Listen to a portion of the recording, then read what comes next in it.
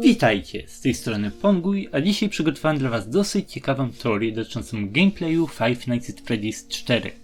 Ta gra już z samego początku jest dosyć dziwna, niektóre jej elementy są zastanawiające. Zapraszam do oglądania. Tak, czym jest gameplay 4? Najprostsza odpowiedź polega na tym, że jesteśmy dzieckiem śpiące. Dopiero co ugryzł nas Fredbear i w tej chwili sobie umieramy, siedzimy w szpitalu, nawet sporo rzeczy wspiera to, jak elektryczny zegar, który słyszymy pod koniec każdej nocy, easter eggi itd. Istnieją teorie głoszące, że to nie dzieciak przeżywa ten sen, że to ktoś inny. Na przykład, że to jego brat, że zabił swojego młodszego brata, a teraz ma koszmary z nim związane. Cóż, miałoby to niby sens, ale sen brata wyglądałby zupełnie inaczej. Skupiłby się na tym młodszym bracie, którego zabił. Ten sen skupia się na koszmarach, które przeżywał płaczący dzieciak. Jeden z tych koszmarów jest bardzo osobisty dla niego i nawet jeżeli by opowiedział go komuś, to koszmar, animatronik koszmar nie wyglądałby tak jak wygląda. To jego strach. Ale jednak cała dzisiejsza teoria skupi się praktycznie o jeden easter egg, który to wszystko miesza. Odwrócony phone call z FNAF 1. Istnieje szansa, że podczas gry usłyszymy właśnie ten dźwięk. I jest to odwrócony phone call z pierwszej nocy pierwszej gry. Jak to możliwe? Patrząc na to, kiedy zginął dzieciak, czemu słyszy phone call z przyszłości? Cóż, niektórzy mówią, że ma to związek z tym, że jest to dokładnie fragment mówiący o The Bite of 87, co oznacza, że ten easter egg potwierdza to ugryzienie. Ale cóż, jak dla mnie jest to dosyć głupie. Są inne sposoby na pokazanie easter eggu, na pokazanie, że to jest The Bite of 87. Czyli ja nie sądzę, że to jest, ale zakładając, że to jest The Bite of 87, to są lepsze sposoby na pokazanie tego, a załamywanie czasu przestrzeni, puszczanie dźwięku, który jeszcze nie powstał, jest bez sensu, mija się z celem. Nie. Ten phone call już powstał. FNAF 4 dzieje się po FNAF 1. I ten phone call, ten easter egg służy właśnie pokazaniu tej kolejności, tej chronologii. Dodatkowo ciekawe jest to, że animatroniki bądź co bądź przypominają tutaj koszmarną wersję fuzji old animatroników i tych z jedynki. Popatrzcie na Chikę dla przykładu. Twarz i ogromny dziób w stylu old animatronika, a tymczasem nogi jak Chica z jedynki. Dosyć daleko są pomarańczowe. Old animatroniny mają płaskie poliki, podczas gdy nowe mają właśnie w tym stylu. No, wszystko pasuje. Tak jakby osoba, która śni te koszmary, widziała i stare, i nowe animatrony. I czy moglibyśmy tutaj skończyć? Powiedzieć, że dzieciak umarł tam wcześniej, ale dopiero po FNAF 1 przeżywa koszmar i tyle? Cóż, niekoniecznie. To dosyć dziwne. Czemu śni on to wszystko dopiero teraz? Mogło to być podczas śpiączki, jak sugeruje gra. Mogło to być na początku tego jego życia jako duch, ale nie, zaczęło się dopiero po FNAF 1 i jest to dosyć ciekawe, zastanawiające. Próbowałem znaleźć tutaj jakiś powód i chwilę mi to zajęło, ale czuję, że odkryłem coś ciekawego. Czy koszmarne animatroniki z FNAF 4 są nawiedzone przez ofiary? Cóż, wielu powie, że nie. Jest to raczej też oczywiste. Te potwory reprezentują strach dziecka, 4 dzieciaków ze starszym bratem płaczącego dzieciaka na czele, mają po 5 palców, oddychają, straszą tego dzieciaka tak samo jak te starsze zbiry dzieciaki i przypadkowo właśnie tamci nosili maski animatroników. Ciekawe też, że w tym miejscu dzieciak, który wygląda jak dzieciak z maską Frediego, się śmieje. Wiecie, kto się jeszcze śmieje? Małe Fredziaki. Podobieństwa są duże, także wychodzi na to, że koszmary są po prostu koszmarami.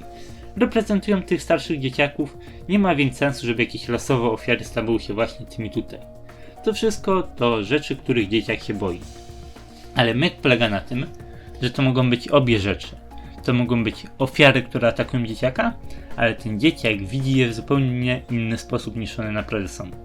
Bądź co bądź, to tylko sen, opcjonalnie jakaś wizja, w której 5 ofiar nawiedza ugryzionego dzieciaka. Kto w tym śnie rządzi? Kto decyduje, jak on wygląda? Czy jest to płaczący dzieciak? No raczej nie, gdyby to był on, to by nie stworzył czegoś, czego się boi. Czy są to ofiary? No, byłoby to sensowne, ale prawdziwa odpowiedź brzmi tutaj strach. Żeby to sobie tak rozrysować, ofiary cię atakują. Jako ofiary. Po prostu jako ofiary. Nie ma tutaj żadnych strojów animatroników, nie mają nic, to tylko duchy w jakimś miejscu. Tymczasem powodowany strachem, płaczący dzieciak widzi tutaj swoją przeszłość. Czemu umarł? Fredbear, starsze zbiry, wszystko w tej grze nawiązuje do jego przeszłości. ale jednak łączy się z ofiarami, łączy się też z FNAF 1. Dlatego ludzie się pytają, dlaczego ten pokój wygląda inaczej w grze, a inaczej w minigrach? Ten pokój z FNAF 4 to biuro z FNAF 1. Zrobione w taki sposób, żeby wyglądało jak pokój dzieciaka. 2 drzwi po lewej i prawej stronie, no i nawet mapka jest podobna, nawet kuchnia jest w tym samym miejscu. Odpowiedzieliśmy sobie tutaj głównie na pytanie jak. Jak to wygląda, jak to jest możliwe. Teraz rozwiniemy tę myśl o pytanie kto. Reszta wyjaśnień to jest dlaczego idzie na koniec. Tak, jeśli mówimy, że animatroniki z FNAF 4 to ofiary, to które to ofiary? Cóż, w większości przypadków jest to bardzo proste. Bonnie z 1 to koszmarny Bonnie z 4, Foxy to koszmarny Foxy, tak samo z Freddym, tak samo z Chiką. Oni wszyscy mają bardzo podobne mechaniki w obu grach. Bonnie przychodzi od lewych drzwi, Chica od prawych, Foxy ma swoją piracką zatoczkę, a Freddy wchodzi niezauważenie, coś tam. Ogólnie z Freddym jest tutaj takie trochę cięższe porównanie, ale jednak jest coś.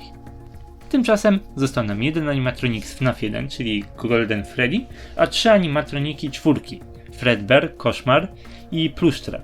Jest to jeden z ważniejszych elementów tej teorii. Kim jest ofiara Golden Freddy'ego w czwórce?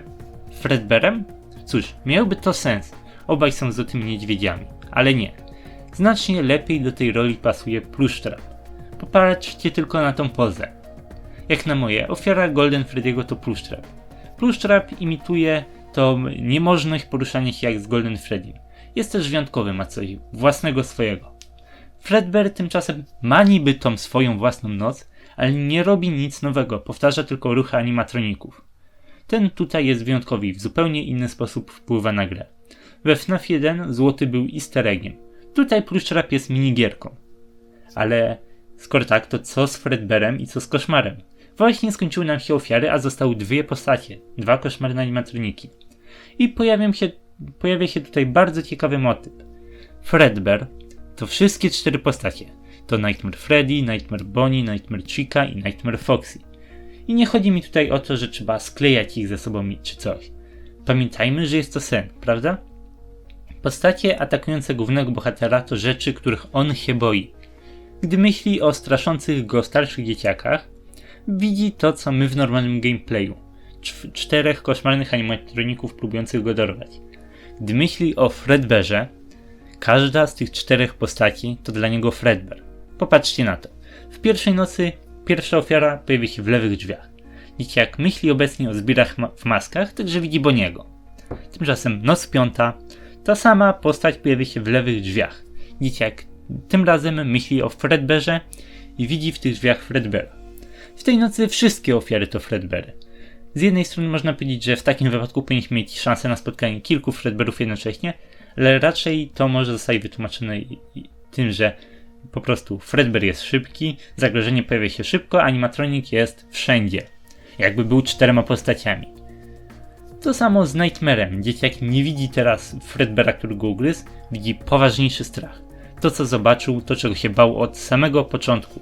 Fredbear to przy tym pikuś. Tak więc wiem już, kto atakował dzieciaka i kto jest kim. Ale jednak zostaje nam ostatnie pytanie. Dlaczego ofiary miałyby atakować ugryzionego dzieciaka? Co im zrobił? Odpowiedź podaje nam FNAF 3, a nawet opis FNAFa 3. 30 lat później. Te 3 słowa. Tak, po śmierci purpurowego ofiary zostały uwolnione. Jednak nie wszystkie. 5 z nich musi czekać na Happy's Day. Co one będą z tego miały? Cóż, praktycznie nic. Ta minigra, to wydarzenie ma służyć ugryzionemu dzieciakowi, dać mu wolność. Ale ofiary nie mogą zostać teraz uwolnione, muszą czekać. No chociaż powinny. 5 ofiar zabita przez purpurowego wykonała swój cel. Purpurowy nie żyje, zabójca jest martwy. Jednak płaczący dzieciak dał im następny cel. Nie mówiąc jakoś pomóżcie mi, ale po prostu dając im maski, kiedy nie byli tego świadomi, kiedy jeszcze ten afterlife się nie zaczął. Naznaczał ich, kazał im pomóc sobie. I przez niego mają one być więzione jeszcze przez 30 lat. To dosyć sporo, to boli. Na koniec jest jeszcze jedno powiązanie pomiędzy FNAF 1 a FNAF 4. Według mnie Obie te gry to sny. Zrobiłem już jakiś czas temu film tłumaczący, dlaczego według mnie FNAF 1 jest snem. Ta teoria się nie zmieniła i w mojej linii czasowej wciąż wszystko się kończy na 87 roku. Myk polega na tym, że FNAF 1 jako sen mordercy jest bardzo, bardzo kompatybilny z teorią tego odcinka. Popatrzcie. 5 ofiar, które atakują swoje ofiary w taki sposób, że przedstawiają im ich własne koszmary. Z czym jednym z tych koszmarów jest zwykle śmierć tej postaci. FNAF 4, koszmar starszych dzieciaków, koszmar śmierci ugryzienia przez Fredbeara i koszmar, ten największy, ten którego się obawiał i spowodował wszystko. Scott bardzo trafnie nazwał go koszmarem. Tymczasem, zakładając, że podobna sytuacja ma się z FNAF 1. Purpurowy śni o zostaniu wciśniętym w kostium, o śmierci masy osób przed nim, o śmierci Fongaja, o wciśnięciu w strój. Bo sam został wciśnięty w strój, zginął w Springtrapie. Jumpscare z tej gry to krzyk dziecka, który przypomina mu o zabójstwach. Tak więc jest podobieństwo. Obaj się czegoś boją, co się już wydarzyło i te tragiczne wspomnienia teraz ich atakują. Tak więc jest motyw, są ofiary, są też wskazówki. FNAF 4 to coś więcej niż sen ugryzionego dziecka. Tak, to też kara, którą zesłały na niego ofiary za to, że kazał im pozostać 30 lat czekając na happy end. No oni jeszcze nie wiedzieli, że to będzie 30 lat. Chyba nie wiedzieli, nie wiem. Ale i tak nie mogli już zostać uwolnieni, chociaż powinni. Gdyby nie on, ofiary zostałyby już uwolnione i nie musiałby pojawić się we FNAF 3. Wszystko już zdążyłoby się skończyć. Dla ofiar byłoby lepiej. Chociaż on sam, płaczący dzieciak, zostałby jako tako uwięziony. Musiałby szukać innego sposobu, żeby wyrwać się z tego miejsca, co mogłoby mu zająć pewnie nawet więcej czasu. Można się zastanawiać, czemu po prostu nie przyjąć, że to koszmar, zamiast stworzyć tyle różnych teorii. Cóż, ta moja stawia FNAF 4 w zupełnie innym punkcie widzenia niż to, co uważaliśmy wcześniej. Znacznie łatwiej przyjąć, że to koszmar, że wszystko się dzieje tuż po jego śmierci. Ta teoria wydaje się w pewien sposób przesadzona, jednak myk polega na tym, że dowody ku temu świadczą. FNAF 4 dzieje się po FNAF 1, bo phone call. Jak dla mnie ta wskazówka ma znacznie szersze znaczenie. Podobieństwa pomiędzy 4 a 1 to jak dla mnie niezbędny element FNAF 4. Czemu? Co może nam to powiedzieć? Na przykład odpowiedzi na pytanie, co jest w pudełku. Istnieje wiele teorii, lecz teraz zawęźmy trochę poszukiwania. FNAF 4 dzieje się tuż po FNAF 1. Cokolwiek znajduje się w pudełku, zostało zamknięte tam podczas 4 i zostanie otworzone dopiero około 30 lat później, w domu strachu. Jest to coś związanego z ofiarami, niekoniecznie z ugryzieniem, niekoniecznie ze śmiercią, nie z ludźmi, którzy przeżyli. Najpewniej płaczący dzieciak z 4 jest tym, który to zamknął. Te dwa zamki ukrywają coś, co on ukrył i co zostanie otworzone we FNAF 3. Co to jest? Nie wiem do tej pory. Maski wciąż pasują. Tort by pasował, nie wiem. Najlepiej, żeby niektóre rzeczy zostały zapomniane. Póki co. Ofiary też by tutaj pasowały, ta 5. Jeżeli znajdę odpowiedź na to pytanie, prawdopodobnie o tym będzie następny odcinek w tym temacie. Może ktoś z was coś znajdzie. Nie wiem. Gdy do czegoś dojdziecie, napiszcie w komentarzu. Co mogłoby być w pudełku i dlaczego. Chwilowo dziękuję wam za oglądanie, to wszystko. Jak się to rozwinie, to zobaczymy. Ta teoria od razu wysoko wskoczyła na liście moich ulubionych.